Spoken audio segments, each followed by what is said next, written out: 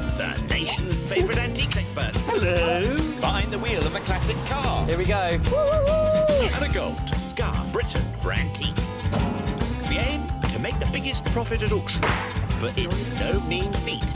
There'll be worthy winners. I can't stop smiling. And valiant losers. Right, I retire. Will it be the high road to glory? Oh, look at that! Or the slow road to disaster? Oh dear. This is Antiques Road Trip. Yeah. Right then, we're off. No, Raj, don't go too fast.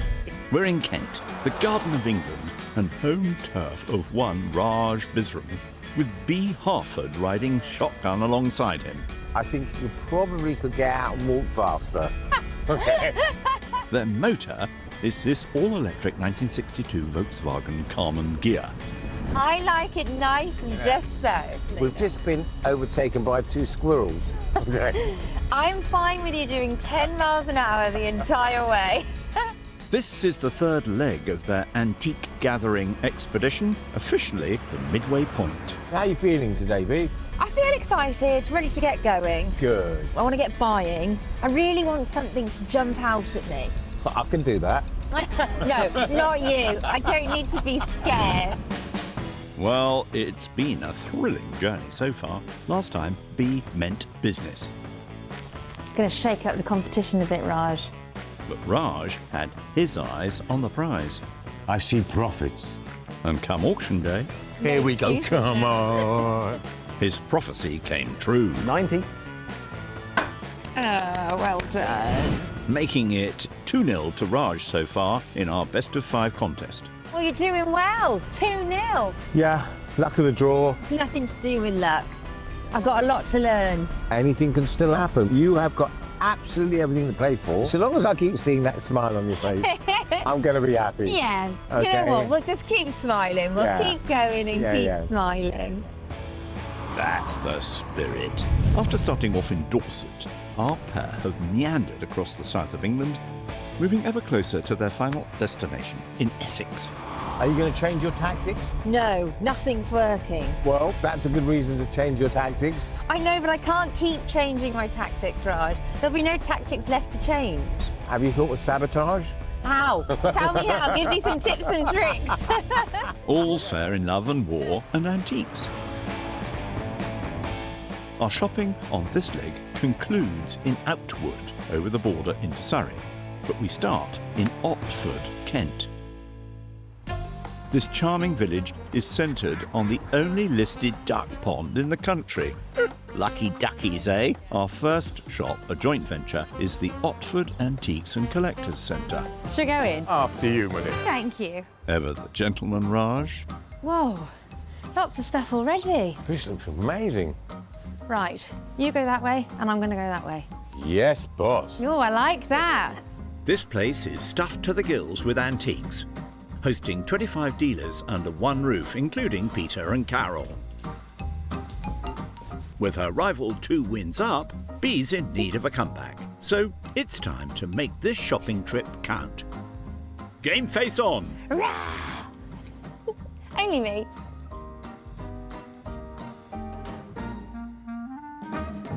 If I'm not mistaken, I think that's an early Steiff toy. Now, when you're looking at toys like this to see if they're Steiff, you have to immediately go to the ear. And yes, this is exactly what I wanted to see. This lovely sort of button in the ear here, and if you look very, very closely, it says Steiff on it.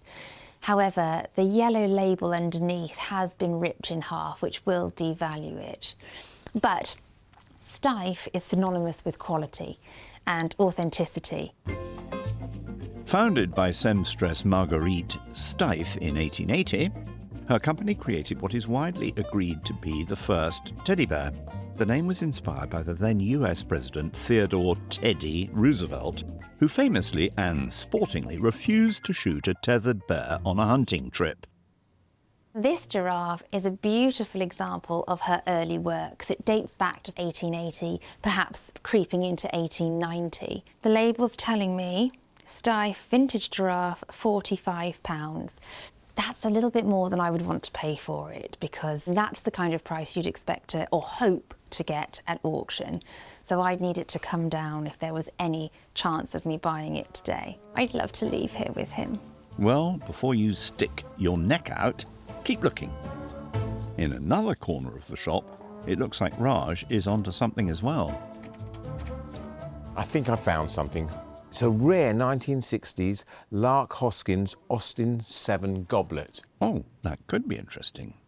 Lark Hoskins, they were a garage that was based in London in the 1920s, 1930s, and they were there all the way up to the 1970s, where they then moved to Australia. But this little goblet that were issued to everybody that bought an Austin 7 by this dealership, and they're quite rare now. You don't very often see them. How much on the ticket? It's got £45 on the ticket. That seems quite steep, but I'm going to see if I can negotiate a better price. It's made out of silver plate, so it's not silver. And of course, it's got the Austin emblem here on the handle. And I know there's lots of people who love motoring memorabilia, and I'm sure I can steer this in the right direction. You'll need to drive a hard bargain. Meanwhile, Bee's taking her search upstairs. What do you think? Does it suit me? Looking tip-top, I'd say. Oh, I love these. So this is a beautiful 19th century Indian bronze temple toy. And so you have this horse rider on his horse with these fantastic moving wheels rotating on this axle here. And we've got this beautiful detailing all across the saddle. They were made using the lost wax technique. So you would have a wax model and you'd pour the molten metal into it, and then the wax would melt away, which meant that every casting was unique because it would absorb into different parts. So you see these wheels and how uneven they are and misshapen, but that's also the beauty of the piece because it's completely original.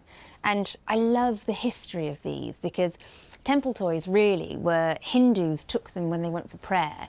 They were sort of devotional donations, if you like, gifts to God. But whilst their parents were praying, all of the children would play with them. And I just love that idea. Hold your horses, Bee. What's the price? We have a price tag here of £60. £60 is good, but it could be better. I think I need to have a chat. Time to collect your giraffe and have a word with Carol. Hello. Hello. I have found these two beauties. They are lovely. Aren't they gorgeous? And I wanted to know if there was any movement on the price at all. Let me have a look. Okay. This one is 45. We could do that one for 35. Brilliant. Yes, please. If you're happy, I yes, am. that's So fine. 35 on the That's stife, fine. and then you've got 60 on our temple toy. We could do that one for you for 30. 30? Yep. Absolutely. I'll take them both, please. Okay, thank you. Thank you. Let me get you some money. A generous discount, thanks, Carol. That makes £65 in total, leaving Bee with £135 to go on with. Thank you so much. You take care. And you. Bye-bye. Bye. Raj, on the other hand, has yet to spend a penny. On this particular stand, there are lots of toys. All the big names are here: Triang, Corgi, Dinky, Hornby, etc. But I found something that is a little bit rarer, I think. These two searchlights, which are toy searchlights, are made by Astra-Faros, and they were a company based in London. They really made military toys after the Second World War. These were made in the 1950s. I don't think I've seen many of these ever. I think these are really unusual. So for the toy collector, I think these are right up their street. And to be honest, there's £20 on one of them and there's £28 on the other, which I think is just really quite reasonable. I mean, look at that. Look at that. A lovely little searchlight. I mean, I just think it's a nice little piece, and it's, you know, military history. So we're not just appealing to the toy collector, but we're also appealing to the military collectors as well, which I think is a double whammy. So I'm going to take them up to the counter and shine them into the dealer's eyes. Brace yourself, Peter. Raj is inbound. Hello, Peter. Hi, Raj. I found a couple of things that I think are a little bit unusual. Yep. I found these two searchlights, and they're look in great condition, and also this, which is this trophy from the dealership. Correct, yeah. That's So it's going to come down to price. What could you do these items for? Okay. You've got 45 on this one, and you've got 28 on that, and 20 on that. What would be the best on this, first of all? I paid 30 for it. Right, I think we can do about 35.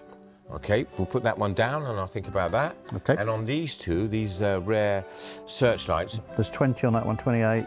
How about 15 each, 30 for the two? no problem at all on those. Happy to pay £30 for those. So, altogether, with the trophy, that makes £65.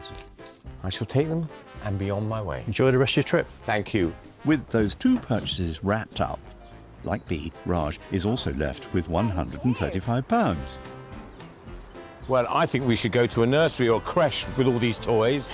Good idea, Raj. I'll drop you off. Oh, I'll drop you off, eh? I think we've got a slightly different pit stop planned. With shopping done for the day, Raj and B are veering off the antique trail and making tracks to Brands Hatch, a name synonymous with British motor racing. That's more like it. Look at us here. What a view. I know. It is incredible.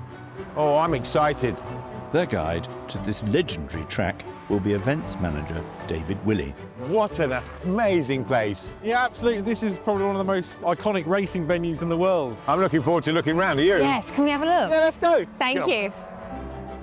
It was once a humble mushroom field, but in 1926 a group of cyclists spotted the natural amphitheatre-like contours of the land, perfect for racing. For several years, cyclists flocked to the circuit, until the 1930s, when the first motorbike races began to appear, with the track gaining in popularity until the outbreak of World War II. It seems really busy here today. Is it always like this? Yeah, Brands Hatch is probably the most busiest venue in the whole of Europe. We're literally running every day, probably from February until sometimes December. During the weekends, we have motor racing events, and during the week, we have track days like what you see today for both cars and bikes, or testing for people who want to test out their race cars or their race bikes prior to actually racing here during a weekend. In the post-war period, the track made history as the site of the first televised motorcycle race in Britain. It was car racing, however, that turned it into a household name. Throughout the 60s and 70s, the circuit rose to prominence on the international stage, hosting the pinnacle of motorsport, Formula One. In theory, we could have brought our car on. Have you seen it? That's true. Well, we can actually get you on track today in something a bit faster. That sounds good. Ah, I can't wait. During a golden era spanning 2 decades, it stood as one of the iconic homes of the British Grand Prix, where legends like Jim Clark, Damon Hill and Ayrton Senna tested their skills on its formidable bends. Raj and B are meeting someone with first-hand experience, race driver Paul Traherne, who's taking one of them for a spin. It's clear to see that these track days are so popular. I mean, it's heaving now. And why is that? I think it's because as cars have got quicker over the years, it'd be foolish to drive them to their full abilities on the road, so it gives you the chance to fully appreciate what your car can do in a safe environment, where there's nothing coming in the other way. So would one of you like to come out with me? I think we both like to, but we've decided the fairest way is if I spin a coin. Yeah. And I'll tell you what, I'll let you call while it's in the air, yeah? All right, Okay? heads. Heads. Heads it is. Oh. Heads it is. Yay! There you go. Away you go. Brands Hatch hosted its final Formula One Grand Prix in 1986, won by Nigel Mansell. However, the track has continued to thrive, holding major races and events, remaining a key part of the British motorsport calendar. So this is the pit lane. This is the pit lane, so we've got a speed limit in the pit lane. Yeah, this is lovely speed. I'm very happy with this. Well, Rog, this is the race control room where we control everything that's going on circuits. How are you? I'm all right. My heart rate's probably about 150. 3, Hold on tight, B! 1, go! Oh my God, holy guacamole! Oh my God! Squeak if you want to go faster. Am I supposed to keep my eyes open? Are we having fun yet? Oh my god! Oh my god! Oh my god! Oh my god! Oh my god! Oh my god! Oh, no wonder you like doing this. It's not as bad as you thought, is it? Raj, I'm still alive. Just about. Back up me on my legs.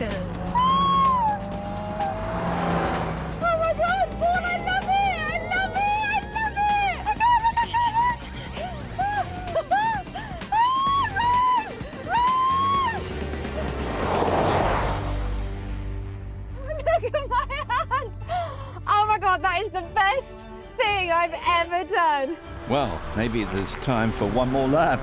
But you'll never be able to complain about Raj's driving ever again. For almost a century, Brands Hatch has been a racing institution, and it remains a legendary track to this day. And breathe. Out of the race car and in more familiar surroundings. Well, to be honest, B, after what we have just done, driving at this speed is not only embarrassing, it's ridiculous. No, I'm absolutely delighted. We are back at normal speed. I'm not screaming my head off. In fact, if anything, it's made me appreciate your driving now even more. You are now who I want to drive me everywhere. At no more than the speed limit, I'm sure. Nighty-night. Good morning, one and all. Another day of antiquing is in store with this pair. I feel like every time we get in the car, the sun disappears and the rain comes out. I know, because we've had sun most of the time, haven't we? I know. Except when we get in the car. Glad to see a little rain doesn't wash away your good mood, though. It's almost like an omen. It is like an omen for your driving. Oh, hang on. See how You have to go too far, don't you? You come back out now, look with me behind the wheel. God, you always have to go too far, don't you? Let's steer this conversation back on track. I don't mean to toot my own horn, Raj. No. I think I'm a better driver than you are. What do you think? He's lost for words. Well, to be honest, I'll give you that, because everybody who knows me knows I'm a rotten driver. Really? Yeah, absolutely. So I'll give you that fair and square. Thank you. Small wins, I'll take what I can get. Well, you have to start somewhere. Yesterday, B parted with £65, What do you think? Does it suit me? buying a stiff, stuffed giraffe and a 19th century Hindu temple toy, I'll take them both, please. Okay. leaving her with £135. Raj, meanwhile, also picked up 2 items, including an Austin 7 silver-plated trophy and a pair of post-war children's toy searchlights, as you do. I'm going to take them up to the counter and shine them into the dealer's eyes. And, like B, he has £135 to shop with today. Are you going to go for it? Of course I am. Yeah. We're not here to mess around and count pennies, are we? Go big or go home. That's the attitude I want from you. Yeah, I bet. I bet. Go big or go home, she says. What about going to our next stop-off? Having deposited her co-driver, B has continued to Royal Tunbridge Wells. Famed for its iron-rich spring water, it was once one of the most fashionable destinations in Georgian England, and B's shopping at Down Lane Hall Antiques. Oh, what a gorgeous building. Looks promising. Oh, wow. What a space. Look at those gorgeous windows. Right, where to begin? Maybe divine inspiration will strike in this former 19th century chapel. It's home to a dizzying array of antiques and collectibles, and keeping everything spick and span is owner Mike, the duster. That is a gorgeous dental cornice. He dusted that one earlier. B has £135 in her pocket, enough to buy some choice items. I know, that's what I thought, and that's what he said. Anyway, I should probably do some shopping. Yes, time for gossip later. Gosh, this is a policeman's truncheon, and it's an early one at that, with this beautiful ring-turned handle. And they were always made with this sort of ebonised hardwoods. Officially introduced in 1829, when Sir Robert Peel founded the London Metropolitan Police. Many forces carried traditional truncheons as recently as the 1990s. We've got a W And then down here in Roman numerals, we've got 4. So it's telling us that it was of the period of William IV, so 1820s. Good bit of detective work there, Bee. And then you've got this lovely painted coat of arms, and then in gilt text around it, in French, it says, "On y soit qui mal y pense," which means shame on he who thinks evil of it. And that phrase on police batons was actually used by the Order of the High Constables in Scotland in Edinburgh. So this is an Edinburgh example. It's got £165 on the label, so it's completely out of my budget. But it's a fantastic piece of social history. It tells a story, and I would have loved to have purchased it if I could. But I can't, so I'm going to keep searching. Back on the hunt for Bee then. Meanwhile, across the border in West Sussex, Raj is in Skeins Hill. Here, he'll find Hayward's Antiques and Collectibles. Hello! The sound of a man who likes what he sees. This boutique antique shop has been carefully curated by owner Joanne. And there's plenty on offer for Raj with his £135. Spot anything yet? Now here's a nice little porcelain piece. It's actually a very small decorated inkwell, and it's made by Meissen. Now, most people have heard of Meissen. It's one of the biggest names in porcelain, and they were the first factory in Europe to actually come out with this hard-paste porcelain. The art of making porcelain was a closely guarded Chinese secret. That is, until 1710, when German alchemist Johann Friedrich Bürtger cracked the code, under some duress, I might add. He was locked away in a dungeon by none other than Augustus II, Elector of Saxony and founder of Meissen Porcelain, who wouldn't release him until he figured it out. Now Meissen is sold all over the world, and of course it's famous for its mark, which are the crossed swords. This is not an early piece, it's early 20th century, and the marks have changed, and this has got the 20th century mark on the base there. Is it useful? Not really. It's more of a decorative piece, and it's for somebody who's a collector. It's got £30 on the ticket. If I can get this for £15, I've got a chance. So I'm going to put it back for the moment and keep looking. You do that, and we'll see if Bee's prayers have been answered back in Royal Tunbridge Wells. Look at him. Isn't he gorgeous?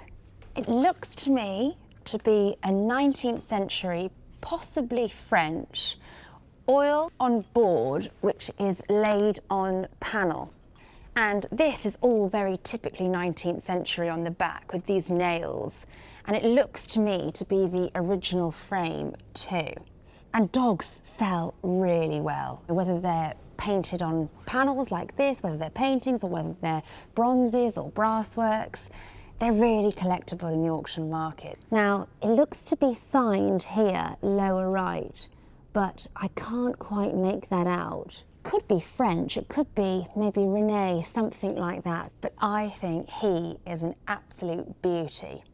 Now, I haven't noticed a price tag, so he is probably well out of my budget, but if I don't ask, I won't find out. Time to go and see a man about a dog. Mike. Hello. Hello. I have found this gorgeous picture. He is, isn't he? Isn't he fabulous? He's got such character in his little face. He has. But I can't see a price tag. He's 120. 120. Yeah. Okay. Now, is there anything you can do on that? Just a little. It's 110. 110? Could you meet me at 105? Okay. Yeah? I'd be so grateful because I love him and I don't want to leave without him. 105? 105. You have a deal, Mike. Thank you so much. Everyone's happy. Bee's left with £30, actually. You take care. And you. Bye-bye. Bye. With this good boy added to her haul, Bee can set off for her final shop. If I had a tail, it would be wagging. Well done, Bee. Have a biscuit. Now, back with Raj. Here's a lovely little cabinet full of lots of different silver bits. And what's caught my eye is this set of glove stretchers. Now, these are something that we just don't use nowadays, and these are ebonized with this very unusual silver tips. Now, gloves were very, very popular in the early 19th century. And to keep them in shape, glove stretchers were employed. They've become quite collectible these days, but they're usually very, very plain. But these aren't. They were made in 1908 in London, and there's £18 on the ticket. I mean, that is quite a lot. If I can get these for around a £5, I've got a chance of a small profit. You better get over to Joanne on the till then. Hello, Joe. Hello, Raj. I have seen a couple of things that I like the look of. I've seen a little mice and inkwell. Yeah. And also a pair of quite unusual glove stretchers. Right. I think you've got 30 on one and maybe about 15 on the other. What could you do if I buy the two? I can do £5 on the glove stretchers. I've had them for a while. Lovely. And I can do 15 on the little inkwell. Oh, that's very, very good indeed. I'm going to say yes straight away. Thank you very much indeed. That's really nice. Very kind, Joanne. That makes £20 in total. I will pick them up and be on my way. Thank you. With 2 more purchases snagged, Raj is left with a very healthy £115. Very unusual little things. 16 miles away, B is motoring onto our final stop, Outwood. This sleepy village in Surrey is home to the old bakery antiques. So it's like it's the place for me.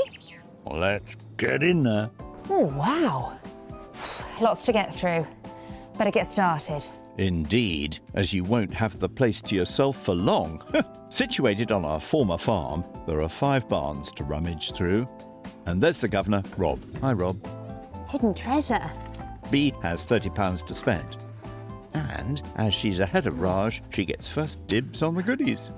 Oh, little space for me, because I am a robot programmed to find antiques. Lordy, domo arigato, Miss Roboto. What else is there? I am obsessed with this collection of glug glug, or gurgling jugs as we call them. And do you know why they're called that? It's because this shape of the mouth here, so when you pour the water, the sound of the water pouring out quite literally goes glug, glug, glug.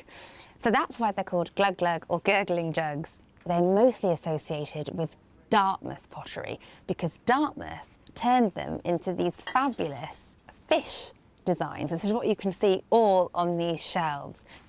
And I love this mustard yellow one, and he's a bit weightier. Ah, and he is a classic Dartmouth example.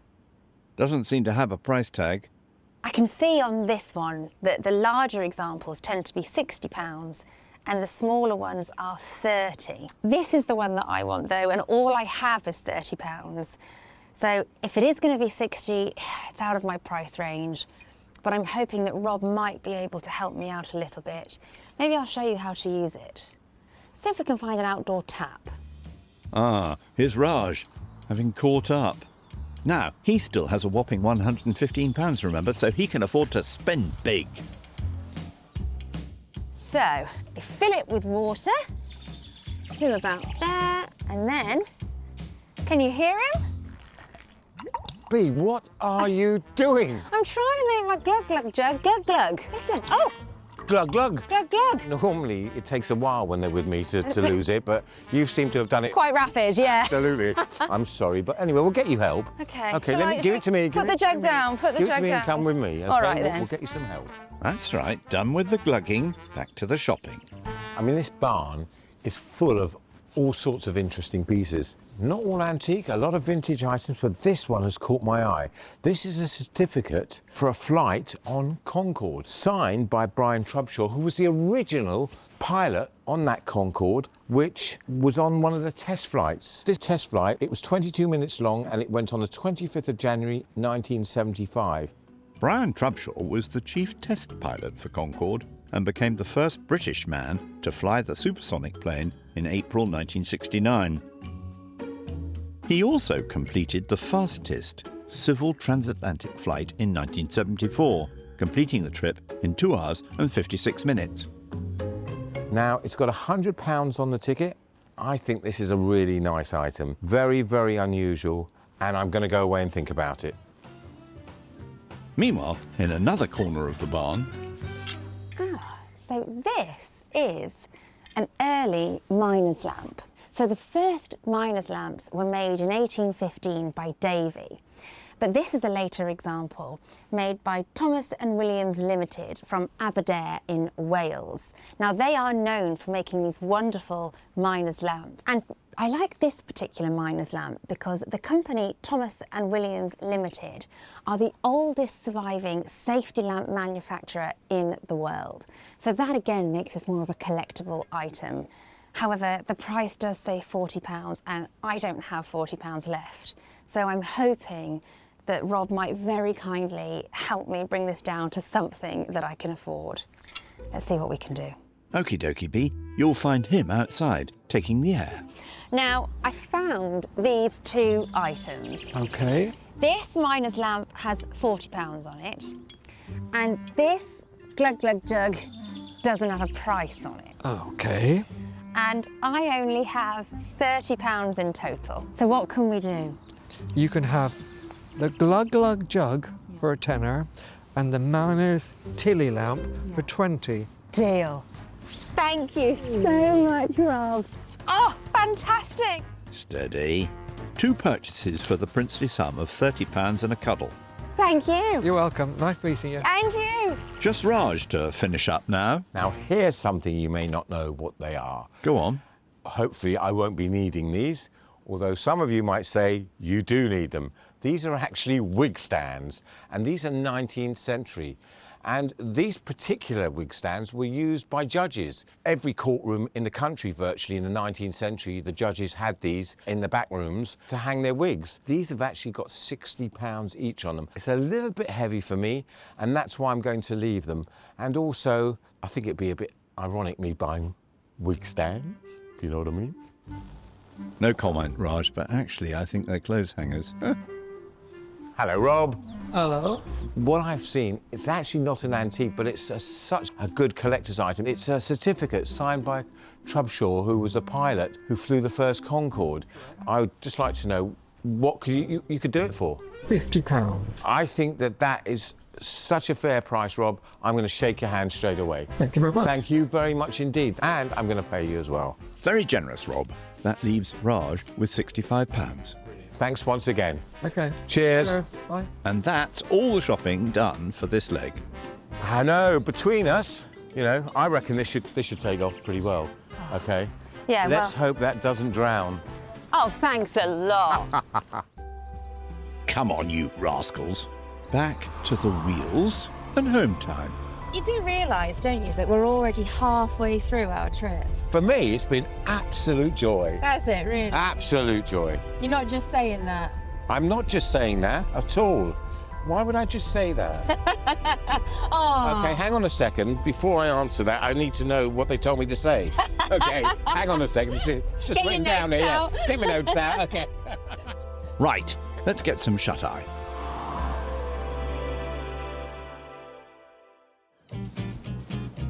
The day has arrived, and so have our experts.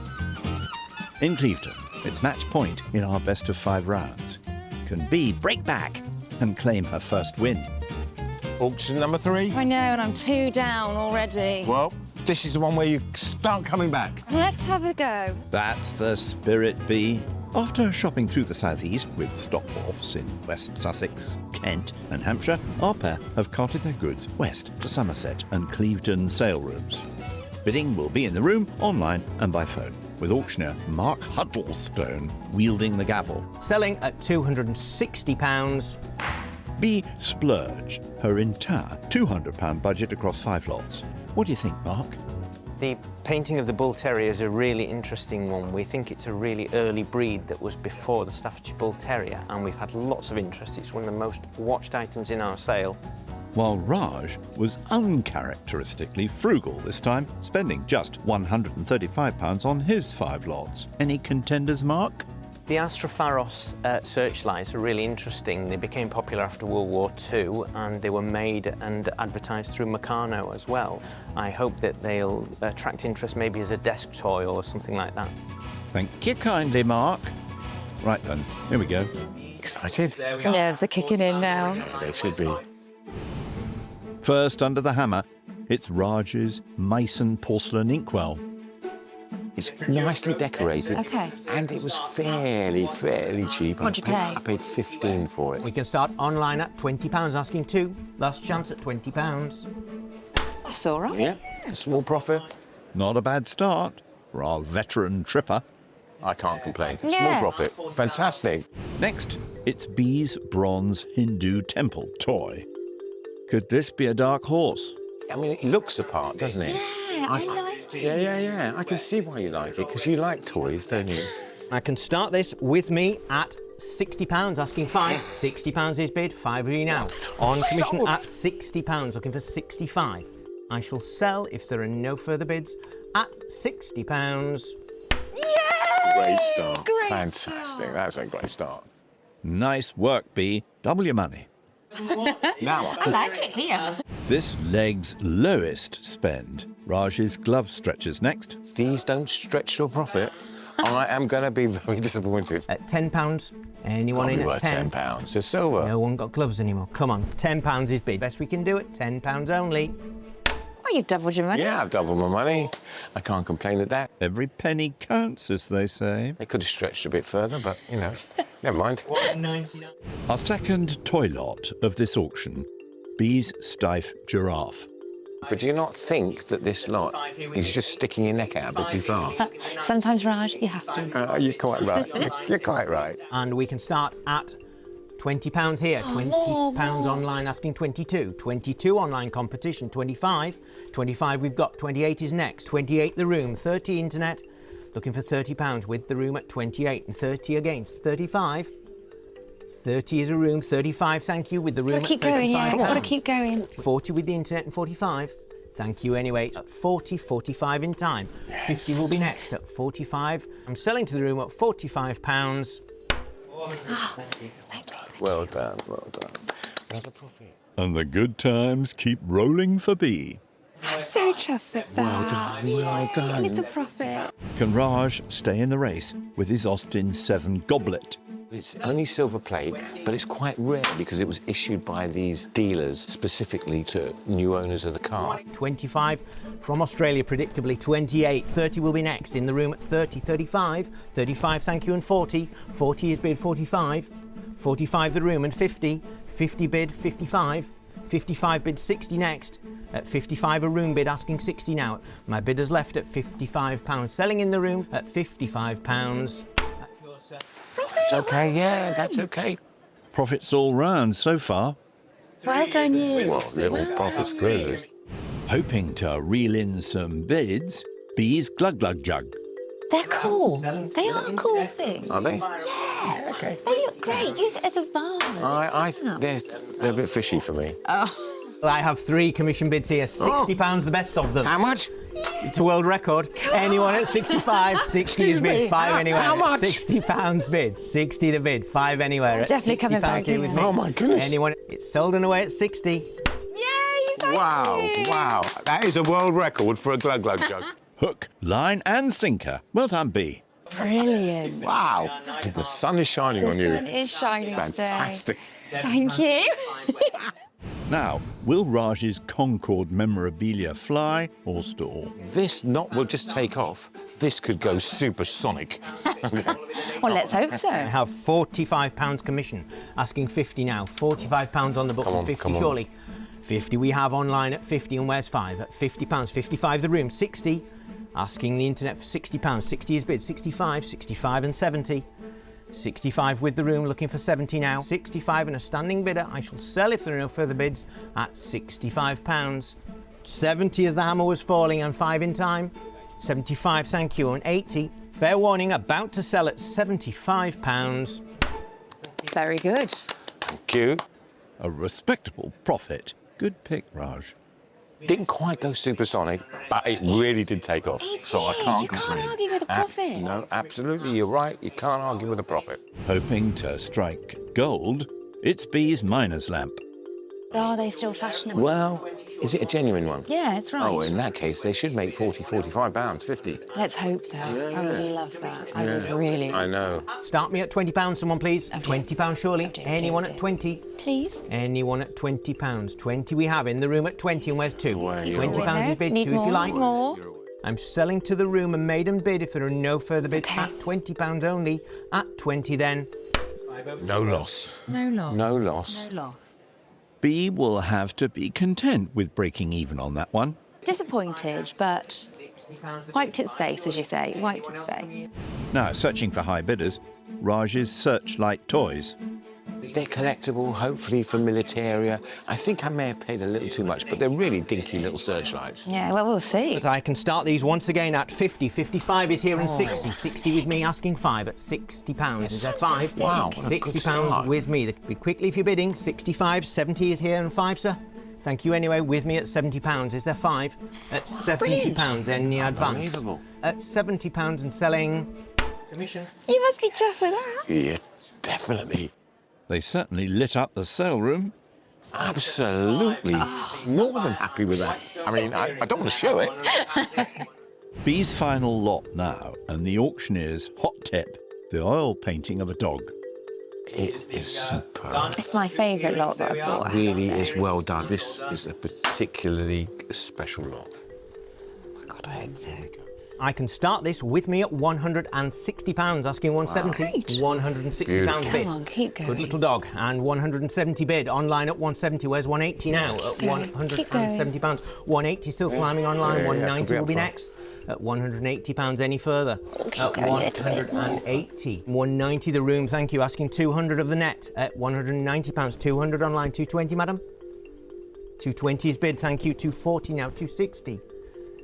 260 is bid in the room, asking 280. Excited. I can't breathe. Can't think. £260 bid, looking for 280. The room has it. Final call, then I'm selling at £260. And well done. Thank you. Nah. Every dog has its day, and I've a feeling this is B's. Should we settle it now and say I've won? Or should we go and do the maths and Let's go see do who's the really maths. won? Yep, good idea. After running the numbers and taking auction fees into account, Raj has ended this leg with a profit of £19.46p. Well done, man. But it's B who emerges victorious, winning her first ever auction with a mighty profit of £126.89, with any profits accumulated over the week going to children in need. And that puts the scores at 2-1 in our best of 5 auctions. So it's now anyone's game as we head into the 4th leg. You should be pleased. Well done. Yep. Feeling better. Yep. Feeling better. You're back on track. Come on, let's go. Well done. Keep smiling. Keep smiling. Next time, on the penultimate leg of our trip, B means business, I'm in it to win it now. Scary stuff. while Raj lays down the law. Hello. And at the auction, will B boss it? No. Or will Raj reign? Sweet smell of success. Yeah.